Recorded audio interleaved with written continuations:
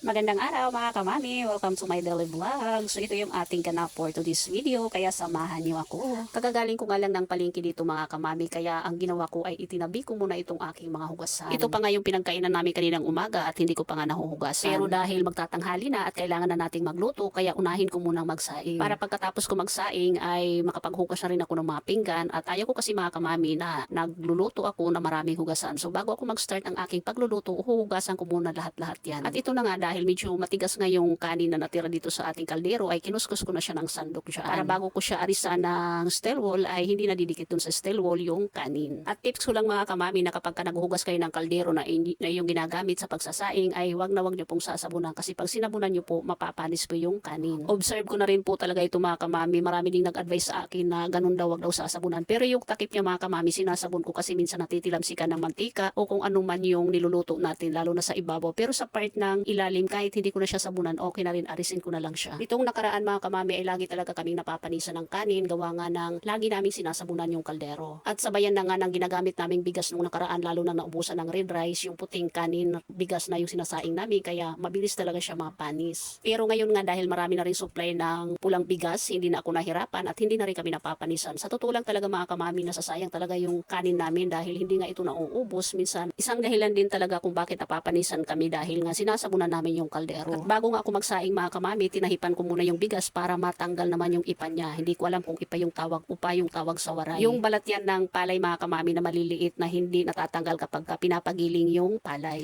Buti na lang talaga alam ko magganito na kapag bibili tayo ng bigas na sobrang maraming ipa ay tatahipan mo lang. At isinunod ko na ngang ilagay ito sa kaldero para maisaing na natin. At syempre bago natin isalang yan, kailangan lilinisan muna natin or huhugasan muna natin yung bigas. At kapag naghugas ako mga kamami ng bigas, 3 beses ko siyang hinuhugasan. At pagkatapos ay saka ko na siya isasalang. At sa paglalagay nga ng sabaw ng aking sinaing, minsan binabaso ko lang siya, yung gamit kong baso sa pagtakal ng bigas, yun ang ginagamit ko. Pero minsan kamay lang yung aking ginagamit sa pagsukat. Yun sa pangalawang guhit ng ating daliri, doon banda yan kapag ako'y nagsasabaw. At yun na nga mga kamami, isa lang na nga natin ito para naman makapag-start na tayo sa susunod na ating gagawin. At dito na nga tayo sa ating hugasan dahil tambak na ito at ngayon kailangan nating banatan para pag nag-start ako magluto, wala nang kalat. Ayaw ko talaga mga kamami na magluluto ako na mayroong mga hugasan. Kaya bago ako magluto, kailangan hugasan ko muna ito lahat para naman maging komportable naman tayo sa ating pagluluto. Hindi ko alam kung ganyan din kayo mga kamami na gusto ninyo malinis muna bago kayo magsimula sa inyong gawain. At dahil nga dumating na si Juday na aking pamangkin at kakain na siya, kaya sabi niya, tita, pahugas muna ako ng kamay. Siyempre, kailangan talaga bago tayo kumain, maghugas tayo ng kamay dahil hindi natin alam kung ano yung mga hinahawakan natin. Hindi ko alam kung pare-parehas ba tayo mga kamami, kasi ako sa part ko gusto kong malinis yung lababo, tapos si Papa Chupils naman ay hindi talaga yan siya nagliligpit kapag siya ay nagluluto. Kapag siya ang nagluto, ako naman yung maghuhugas. Ganon yung aming sit up. At dito na nga sa taas ko ipinisto yung aking kamera para kitang-kita nyo yung aking ginagawa dyan. Actually, hindi naman talaga siya maraming hugasan kasi 3 lang naman kami kumain kanina. Yun nga lang, mas maganda pa rin talaga na hugasan natin ito para pag nag-umpisa tayo, tuloy-tuloy na yung ating pagluluto. At ang binili ko nga ang lulutuin dito mga kamami ay bangus. Ang gagawin natin, tutula natin siya, lagyan natin ng sabaw para naman masarap yung ating kain. Kapag nasa probinsya ka talaga, tinulang isda lang, lalo na kung bangus, masarap na yung kain dyan. Buti na lang kamo si Andre ay kumakain ng tinulang bangus at na-adapt niya rin naman ito, kaya wala kaming problema pagdating sa mga ganitong ulam. Actually, hindi naman ito mapili ng ulam kahit anong ulam, mas mapili pa nga itong si Papa Chupels. Dahil kapag hindi niya talaga gusto yung ulam, bibili yan ng sarili niyang ulam o di kaya magluluto ng iba. At wala na nga tayong magagawa doon kapag ganun yung gusto niya, kasi syempre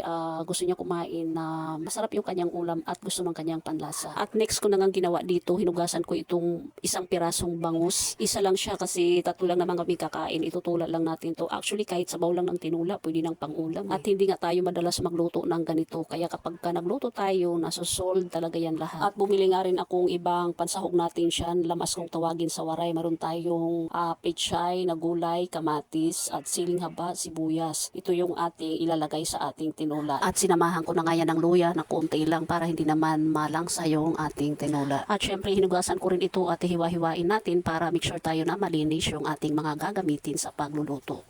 Malakas po yung ulan dito mga kamami. Continuation ito ng aking pag-voice over kaya may naririnig talaga kayong hagapas dyan. Dahil nga wala akong magawa ngayon, mas maganda nga ito para makapag-voice over din ako pagka nagkaroon na ng kuryente dahil blackout na dito sa amin, mayroon na tayong pang-upload. At ang ginawa ko nga dito mga kamami sa aking pitch ay hinugasan ko siya isa-isa dahil gusto kong malinis lahat. Baka mamaya mayroong uod na kasama dyan kasi di maiiwasan talaga sa mga gulay-gulay na mayroong ganyan. At kumuha na nga ako ng maliit na kaserola dito at ilagyan ko ng tubig para sabaw sa ating saka ko naman hiniwa yung ating kamatis, sibuyas, luya, at yan, siling haba, nilagyan ko siya ng 3 piraso para pampabango sa ating tinola. At tinakpan ko na nga ito para maisalang natin. So, ayan na nga mga kamami, kumulo na yung ating mga lamas dyan. Kaya sinabay ko nang ilagay yung bangus para maluto na rin ito. Ito yung maganda mga kamami kapag tayo ay nagluluto ng isda, napakabilis lang niyang lutuin. Mga ilang kulo lang, luto na siya. At paano malalaman daw na luto na yung isda, kahit na anong isda yung lutuin natin, kapag lumabas na daw yung mata, okay na daw yun. Sabi ng matatanda, yun ay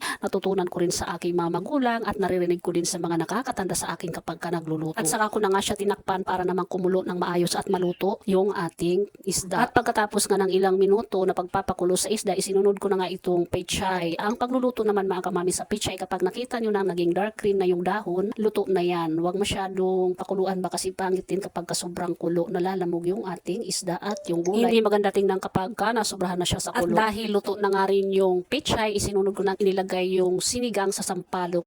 Mga kamami, advice ko lang sa paglalagay ninyo ng sinigang sa sampalok dahil maasim nga ito, unahin nyo munang ilagay yung pechay para hindi naman siya maging dark brown. Kasi minsan kapag nilalagyan natin ng sinigang sa sampalok yung ating tinola, yung dahon na inilalagay natin ay nagiging dark brown. At yung pagpapakulo po natin kapag nilagay na natin yung sinigang sa sampalok, sandali lang po, mga 1 kulo, 2 kulo, pwede na nating patayin mga kamami. At bago ko nga makalimutan mga kamami, bago natin iserve yung ating tinola, kailangan lagyan natin siya ng kalamansi para mabango at matanggal din yung kanyang langsa. Kahit 1 piraso lang mga kamami, pampasarap din mawala ito siya. Na lang talaga ang lahat mga kamami, wag lang talaga ang kalamansi kapag katinulang isda yung ating niluluto dahil ito talaga yung sikreto para maging malinamnam yung ating ulam. At dahil luto na nga, nagsandok na ako dito sa aking mangkok para maihain na ito at makakain na rin kami mga kamami. So ayan, napakasarap lalo na mainit at bagay sa maulan na panahon. Tara, kain na tayo mga kamami. Thank you Lord sa blessing. So ayan mga kamami, hindi ko na masyadong na-video yung aming pagkain dito dahil nga hindi kami sabay-sabay kumain. Nauna kong kumain, sumunod si Andre at si Papa Choppers na yung huli. So siya, sige, hanggang dito na lang po yung ating video. Maraming salamat po sa inyong panonood. See you for the next video. Bye-bye!